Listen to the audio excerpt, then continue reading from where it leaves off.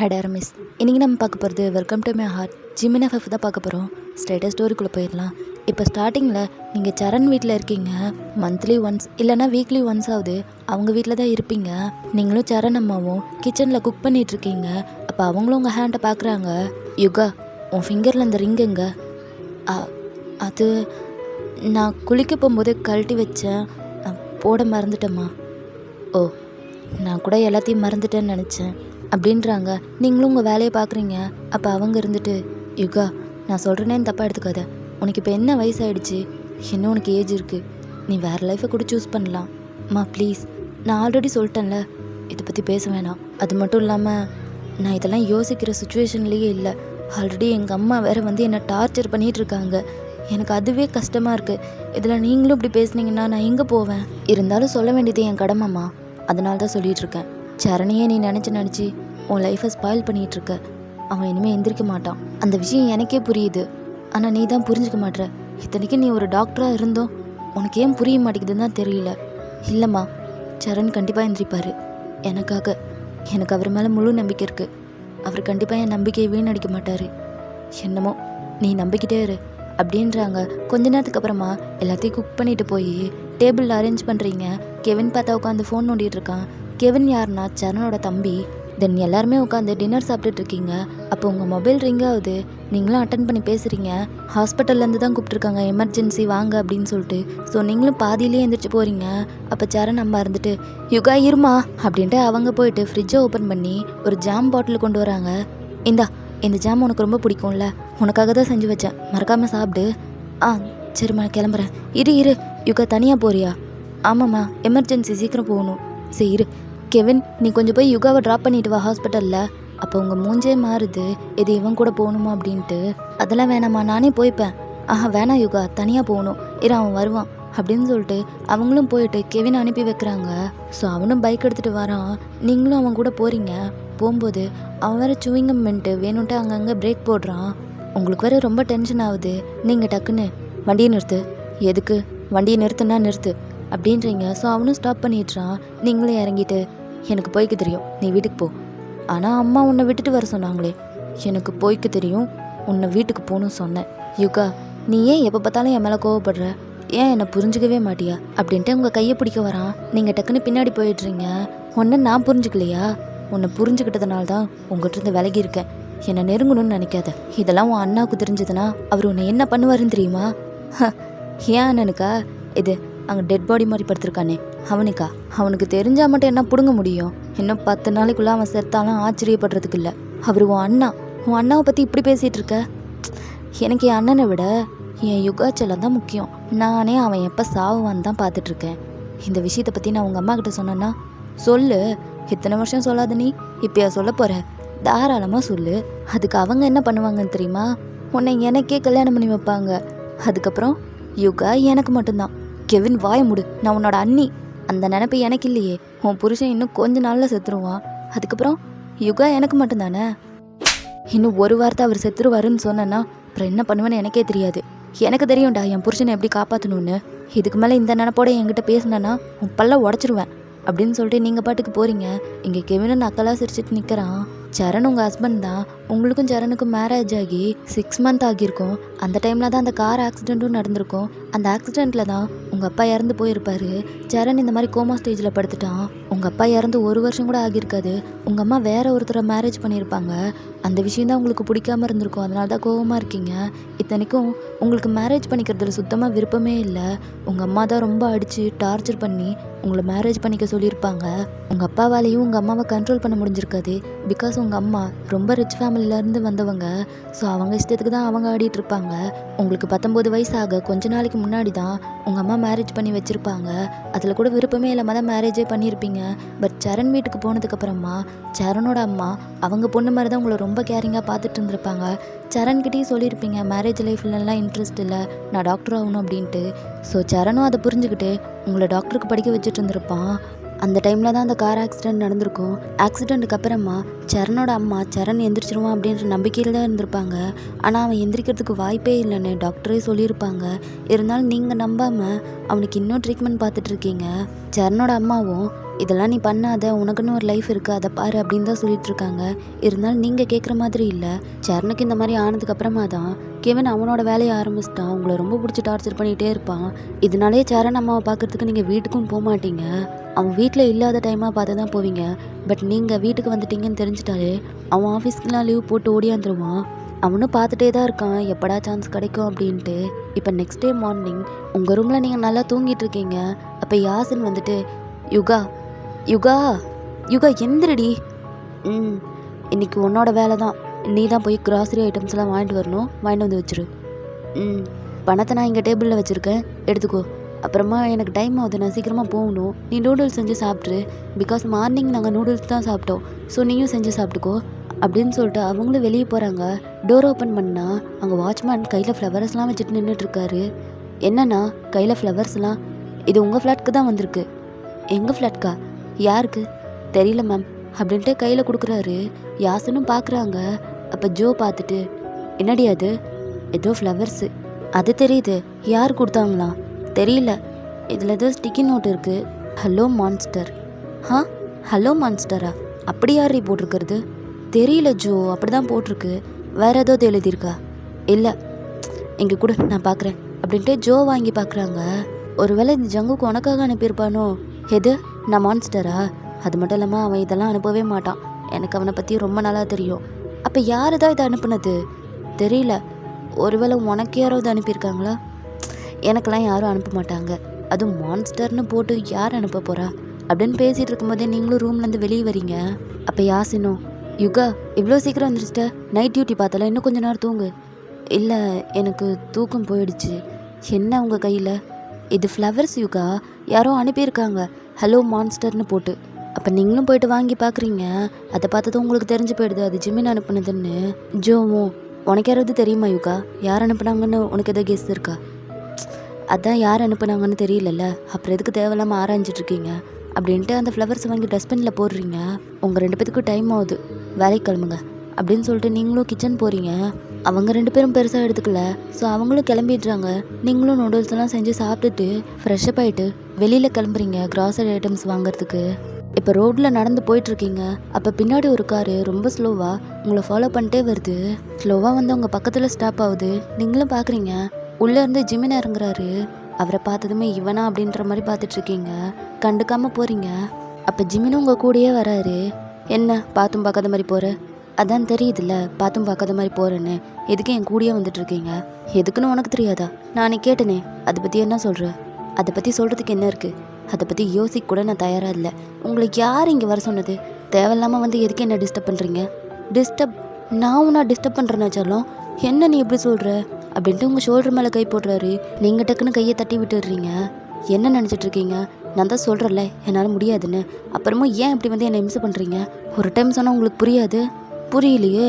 நான் சொல்கிறது கூட தான் உனக்கு புரிய மாட்டேங்குது.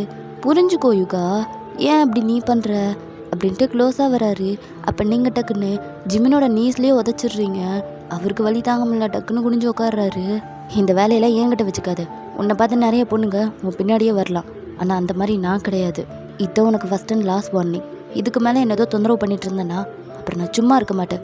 என்னோட ரிங் ஈவினிங் எனக்கு வந்தாகணும் அப்படின்னு சொல்லிட்டு நீங்களும் போகிறீங்க. ஜிம்னு சிரிச்சுட்டு அகைன் எந்திரிச்சு உங்கள் பின்னாடியே வராரு. என்ன நீ இந்த உதவதிக்கிற? பார்க்கறதுக்கு தான் சின்ன பொண்ணு மாதிரி இருக்க, ஆனால் அப்படி இருக்குது. சரியான வழி தெரியுமா எனக்கு? ஆனால் இந்த உதையில் எனக்கு ஒரு விஷயம் புரிஞ்சு போயிடுச்சு. என்னையவே இப்படி அடிக்கிறேன்னா இதுக்கு முன்னாடி கேட்ட பசங்களை எத்தனை டைம் அடிச்சிருப்ப? எவ்வளோ பசங்க வந்துட்டு அடி வாங்கியிருப்பாங்க? அப்படின்னா நீ இது வரைக்கும் யாரையும் டேட் பண்ணல அப்படி தானே அப்படின்றாரு. அப்போ நீங்கள் டக்குன்னு நின்றுட்டு ஜிமினை பார்க்குறீங்க. சொல்லு, யாரையும் நீ டேட் பண்ணல தானே? நான் தானே ஃபஸ்ட் டைம் உனக்கு? இதை உன்கிட்ட சொல்லணும்னு அவசியம் எனக்கு இல்லை அப்படின்ட்டு போகிறீங்க. ஜிமின் விடாமல் பின்னாடியே வராரு. இப்போ சூப்பர் மார்க்கெட்டில் நீங்கள் லிஸ்ட்டில் இருக்க பொருள் எல்லாத்தையும் வாங்கிட்டு இருக்கீங்க.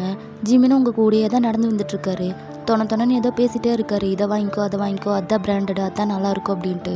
நீங்கள் சுத்தமாக கண்டுக்கிற மாதிரியே தெரியல. நீங்கள் பாட்டுக்கு ஏதோ வாங்கிட்டுருக்கீங்க. ஸோ எல்லாத்தையும் வாங்கிட்டு பில் போடுறதுக்காக கவுண்டர்கிட்ட கொண்டு போகிறீங்க.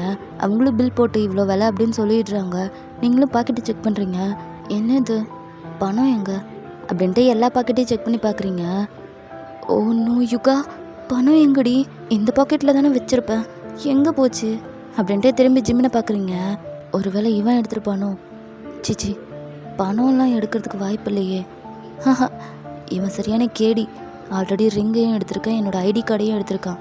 இதையும் எடுக்கிறதுக்கு வாய்ப்பு இருக்குது. எக்ஸ்கியூஸ் மீ, ஒரு 5 நிமிஷம் நீங்கள் பேக் பண்ணி வைங்க, நான் இதோ இப்போ வந்துடுறேன் அப்படின்ட்டு ஜிமினோட கையை பிடிச்சி வெளியே கூட்டிகிட்டு போகிறீங்க. என்ன செல்லம், அவ்வளோ அவசரமா? இப்போயே டேட் பண்ண போகிறோமா? இவ்வளோ சீக்கிரமாக பிடிச்சி இழுத்துட்டு வர? என் பணத்தை கொடு. பணமா? என்ன பணம்? என் பணத்தை நீ தான் எடுத்திருக்க, கொடு. இல்லையே, நான் எதுவும் எடுக்கலையே. பொய் சொல்லாத. இவ்வளோ நேரம் நீ தான் என் கூடயே சுற்றிட்டு இருந்த, நீ தான் எடுத்திருப்ப. என் பணத்தை மரியாதையே கொடுத்துரு. என்ன பணம், என்ன சொல்கிற நீ? ஜிமின் நடிக்காத, நீ தான் எடுத்திருக்கன்னு எனக்கு ரொம்ப நல்லா தெரியும். மரியாதையே என் பணத்தை கொடுத்துரு. இது நல்ல கதையாக போயிடுச்சு. பணத்தை தொலைச்சிட்டு நான் தான் எடுத்தேன்னு சொன்னால் என்ன அர்த்தம்? நான் ஒன்றும் உன்னோட பணத்தை எடுக்கலை, வேணா நீ என்னை செக் பண்ணிக்கோ அப்படின்றாரு. நீங்களும் பார்க்குறீங்க இது ஒன்றை செக் பண்ணணுமான்ட்டு. என்ன அப்படி பார்க்குற? உனக்கு தான் சந்தேகமாக இருக்குல்ல? அப்போனா என்னை செக் பண்ணிக்கோ, எனக்கு எந்த பிரச்சனையும் இல்லை. செக் பண்ணணுன்னு எந்த அவசியமும் இல்லை, நீ தான் கண்டிப்பாக எடுத்திருக்க. அட செக் பண்ணி பார்த்துக்கோ, அப்புறமா நான் எடுக்கலன்னு தெரிஞ்சதுக்கப்புறம் நீ ஃபீல் பண்ணுவல்ல, செக் பண்ணிக்கோ அப்படின்றாரு. உங்களுக்கும் வேறு வழி இல்லை. ஸோ நீங்களும் ஜிமினை செக் பண்ணலான்ட்டு அவரோட ஷர்ட் பாக்கெட்லாம் செக் பண்ணுறீங்க. ஜிமினை கையை தூக்கிட்டு சிரிச்சுட்டே நின்று உங்களை பார்த்துட்ருக்காரு. நீங்களும் பேண்ட் பாக்கெட்லாம் செக் பண்ணுறீங்க. என்ன பணம் இருக்கா? நான் தான் அப்போவே சொன்னல நான் எடுக்கலன்னு, நீ தான் நம்பலை. அப்போ நான் பணத்தை வீட்லேயே விட்டு வந்துட்டேன்னா? ஒன்றும் புரியல. சரி விடு, நான் உனக்கு ஹெல்ப் பண்ணுறேன். உங்கள் ஹெல்ப் ஒன்றும் எனக்கு தேவையில்ல, நானே பார்த்துக்குறேன். எப்படி பார்ப்ப? கையில் காசு இல்லாமல் எப்படி பார்ப்ப? நான் அப்புறமா கூட வாங்கிட்டு வந்துடுவேன். ஸோ அதனால் எனக்கு எந்த பிரச்சனையும் இல்லை. நான் அப்புறமா கூட வந்த ஐட்டம்ஸ் எல்லாத்தையும் வாங்கிப்பேன் அப்படின்ட்டு போகிறீங்க. அப்போ ஓகே, உறங்கியே நீ அப்புறமா வாங்கிக்கோ அப்படின்றாரு. நீங்கள் டக்குன்னு நிற்கிறீங்க. ஜிம்முன்னு சிரிச்சுட்டே நிற்கிறாரு. தென் நீங்களும் உள்ளே போகிறீங்க. ஜிம்முன்னு சிரிச்சுட்டே உள்ளே வராரு. அவரே எல்லாத்துக்கும் பே பண்ணிட்டுறாரு. ஸோ எல்லாத்தையும் வாங்கிட்டு நடந்து வந்துட்டுருக்கீங்க. ஜிம்முன்னு 2 பேக் கையில் வச்சிட்ருக்காரு. போதும், இதுக்கு மேலே நானே பார்த்துக்குறேன் அப்படின்ட்டு அந்த பேக்கெல்லாம் வாங்கிக்கிறீங்க. நீங்கள் கிளம்புங்க அப்படின்ட்டு போகிறீங்க. என்ன நீ பாட்டுக்கு போக சொல்கிற? இவ்வளோ தூரம் உனக்கோசரம் கை வலிக்கு நான் தூக்கிட்டு வந்தேன், அதெல்லாம் கண்டுக்காமலே போகிற. இப்போ என்ன பண்ணணும்? வீட்டுக்கு கூப்பிட்டு ஒரு காஃபி கொடுத்தா என்ன குறைஞ்சா போயிடுவேன்? காஃபியா? காஃபி நான் ஏன் கொடுக்கணும்? நான் ஏன் கொடுக்கணுமா? ஏண்டி, இவ்வளோ தூரம் உனக்கு ஹெல்ப் பண்ணியிருக்கல, ஒரு காஃபி குடியா தரமாட்டேன்? காஃபி குடிக்கிறதுக்கு கூட உங்ககிட்ட காசு இல்லை. போங்க, ஏதாவது காஃபி ஷாப்பாக பார்த்து குடிச்சிட்டு வீட்டுக்கு போங்க அப்படின்ட்டு போகிறீங்க. மான்ஸ்டர், அப்போ நீங்களும் திரும்பி பார்க்குறீங்க. ஃப்ளவர் கொடுத்தேன், அதுக்கு எதுவுமே ரிப்ளை பண்ணாமல் போகிற. அதுக்கு ரிப்ளை பண்ணணுன்னு எனக்கு அவசியம் இல்லைன்னு அர்த்தம். அப்போ நான் உன்னை கிஸ் பண்ணனே, அதுக்கு ஏதோ ரிப்ளை பண்ணலாம்ல. அப்போ நீங்கள் அமைதியாக இருக்கீங்க. சொல்லு, ஏதாவது சொல்லு. என் கிஸ் எப்படி இருந்துச்சு? ஏதாவது டிஸ்டர்ப் பண்ணியா அப்படின்றாரு. நீங்கள் கொஞ்சம் கூட கண்டுக்கல, நீங்கள் பாட்டுக்கு போகிறீங்க. மான்ஸ்டர், உண்மையாகவே நீ ரொம்ப டஃப்பாக தான் இருக்க. உனக்கு ஏன் மான்ஸ்டர்னு பேர் வந்துச்சுன்னு இப்போ தானே எனக்கு புரியுது. மான்ஸ்டர் அப்படின்ட்டு கத்திகிட்ருக்காரு. நீங்கள் கொஞ்சம் கூட அது எல்லாத்தையுமே காதுலேயே வாங்கிக்காமல் போயிடுறீங்க. ஸோ அப்படியே டைம் ஸ்கிப் ஆகுது. இப்போ ஈவினிங் ஜிமின் ஆஃபீஸில் மீட்டிங்கில் இருக்காரு. அப்போ ஒரு பொண்ணு வேகமாக டோர் ஓப்பன் பண்ணிடுறா. அறிவில்லை, மீட்டிங் போயிட்டுருக்குல்ல. சார், உங்களை பார்க்குறதுக்கு போலீஸ் வந்திருக்காங்க. போலீஸா? என்ன பார்க்கவா? ஆமாம் சார், உங்கள் மேலே ஏதோ கம்ப்ளைண்ட்டாமா, ஸோ உங்களை விசாரிக்கணும்னு சொல்லி வந்திருக்காங்க, சீக்கிரம் வாங்க அப்படின்ட்டு அவள் போகிறா. ஜிமினோ, ஒரு 5 நிமிஷம் வெயிட் பண்ணுங்கள், இதோ இப்போ வந்துடுறேன் அப்படின்ட்டு ஜிமினும் வராரு. ஆஃபீஸர்ஸை பார்த்துட்டு, என்ன ஆஃபீஸர், என் மேலே யார் கம்ப்ளைண்ட் கொடுத்தா? அது எல்லாத்தையும் ஸ்டேஷன் வந்து நீங்கள் பார்த்துக்கோங்க சார் அப்படின்ட்டு கூட்டிகிட்டு போகிறாங்க. ஜிமினோ ஜீப்பில் போகும்போது, என்ன சார், யாரை கம்ப்ளைண்ட் கொடுத்தாங்கன்னு தான் சொல்ல மாட்டீங்க, என்ன கம்ப்ளைண்ட்டுன்னாவது சொல்லலாம்ல. அதெல்லாம் நீங்கள் ஸ்டேஷன் வந்து எல்லாத்தையும் தெரிஞ்சுக்கோங்க சார், தேவையில்லாமல் ஏன் பேசிகிட்டு இருக்கீங்க? சரி ஓகே, யார் கம்ப்ளைண்ட் கொடுத்தான்னாவது சொல்லுங்கள். கம்ப்ளைண்ட் கொடுத்தது யாருன்னு சொல்ல முடியாது, ஆனால் அது ஒரு பொண்ணு, போதுமா? இதுக்கு மேலே எதுவும் பேசாதீங்க, அமைதியாக வாங்க. பொண்ணா? யுகா, சே, ஒரு ரிங்குக்கா இவ கம்ப்ளைண்ட்லாம் கொடுத்துருக்கா. என்ன யுகா நீ இப்படியெல்லாம் பண்ணிகிட்ருக்க அப்படின்னு ஜிமின் யோசிச்சுட்ருக்காரு. இப்போ ஸ்டேஷனுக்கும் அவரை கூட்டிகிட்டு வந்துடுறாங்க. உள்ளே போனால் அங்கே ஜிமினுக்கு சரியான ஷாக்கு. பார்த்தா ரெமி உட்காந்துட்ருக்கா. ரெமி, நீ இங்கே என்னடி பண்ணிகிட்ருக்க? உனக்காக தான் ஜிமின் வந்தேன். எனக்காகவா? திரும்ப ஆரம்பிச்சிட்டியா நீ? ஆமாம், நீ நான் இல்லாமல் சந்தோஷமாக இருக்க, ஆனால் நான் தான் நீ இல்லாமல் சந்தோஷமே இல்லாமல் இருக்கேன். ஷோ, எத்தனை டைம் உனக்கு சொல்கிறது, நானும் எத்தனை டைம் உன்கிட்ட சொல்கிறது, எனக்கு ஒன்று பிடிச்சிருக்கு, நான் உன்னை லவ் பண்ணுறேன், இனிமேல் எவ்வளோக்கும் உன்னை நான் விட்டு கொடுக்க மாட்டேன். அவள் யார்? நானும் வந்ததுலேருந்து பார்க்குறேன், நீ எப்போ பாரு அவள் பின்னாடி சுற்றிட்டுருக்க. இதெல்லாம் நான் கவனிக்கலன்னு நினச்சியா?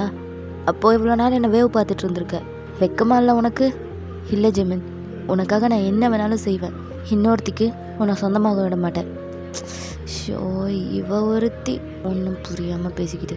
எர்ரி அவங்கக்கிட்ட பேசிட்டு அதுக்கப்புறம் ஒன்றை வந்து கவனிக்கிறேன் அப்படின்ட்டு அவரும் ஆஃபீஸர்கிட்ட போயிட்டு எல்லாத்தையுமே சொல்கிறாரு. ரெமி ஜிமின் மேலே என்ன கம்ப்ளைண்ட் கொடுத்துருக்காருன்னா, ஜிமின் ரெமியை லவ் பண்ணி ஏமாற்றிட்டதாகவும், ஜிமினால் ரெமி ப்ரெக்னென்ட் ஆகி அதை அபார்ஷன் பண்ணதாகவும் அப்படி கம்ப்ளைண்ட் கொடுத்து வச்சுருக்கா. ஜிமினுக்கே ஷாக்காக இருக்குது. சார் அவள் போய் சொல்லி கம்ப்ளைண்ட் கொடுத்துருக்கா, நான் அந்த மாதிரி எதுவுமே பண்ணல. அது எப்படி நாங்கள் நம்புறது? நீங்கள் வேணால் அவளை செக் பண்ணி பாருங்கள், அவள் வேர்ஜின் தான். ஒருவேளை வேர்ஜின் இல்லாமல் இருந்தால் ஓமலை பழி போட்டுடலாமா? ஹோ, நீங்கள் அப்படி வரீங்களா? சரி ஓகே, அவளை செக் பண்ணுங்கள். செக் பண்ணிவிட்டு அவள் வேர்ஜின் இல்லை அப்படின்னா எனக்கு என்ன தண்டனை கொடுக்கணுமோ அதை தாராளமாக கொடுங்க. எனக்கு இதனால் எந்த பிரச்சனையும் இல்லை. அவள் கம்ப்ளைண்ட் தானே கொடுத்துருக்கா. நீங்கள் கேஸ் ஃபைல் பண்ணுங்கள், என் மேலே கேஸ் போடுங்க. மிச்சத்தை நான் கோர்ட்டில் வச்சு பார்த்துக்கிறேன். பட் இப்போது என்னை உள்ளே வைக்கிறதுக்கும் என்னை விசாரிக்கிறதுக்கும் உங்ககிட்ட சாலிடான எவிடன்ஸ் இருக்கா? இல்லைல்ல, அப்புறம் எதுக்கு என்ன இங்கே கூப்பிட்டு வந்தீங்க? இது யார் மேலே தப்பு? உங்கள் மேலே தானே.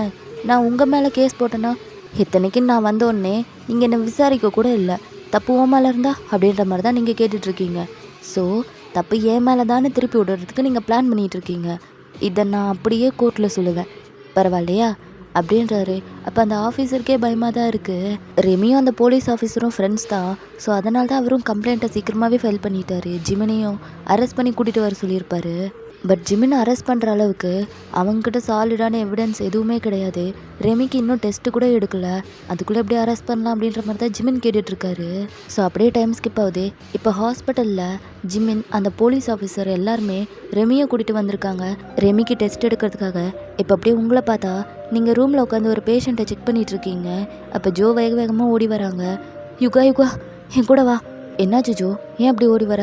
என் கூட வாடி, ஒரு முக்கியமான விஷயம், என் கூட வா அப்படின்ட்டு உங்கள் கையை பிடிச்சி கூட்டிகிட்டு போகிறாங்க. ஒரு வால் பக்கமாக மறைஞ்சு நிற்க வைக்கிறாங்க. என்ன ஆச்சு? அப்படியே மெதுவாங்க எட்டி பாரு. என்ன அப்படின்ட்டு பார்க்குறீங்க. ஜிமின் உட்காந்துருக்காரு. இவர் இங்கே எதுக்கு உட்காந்துருக்காரு? இவன் மேலே ஒரு பொண்ணு கம்ப்ளைண்ட் கொடுத்துருக்கா. கம்ப்ளைண்ட்டா? என்ன கம்ப்ளைண்ட்? இவன் அந்த பொண்ணை ஏமாற்றிட்டான். ஏமாற்றிட்டான். லவ் பண்ணி குழந்தைய கொடுத்துட்டு எஸ்கேப் ஆகிட்டான். இவரா?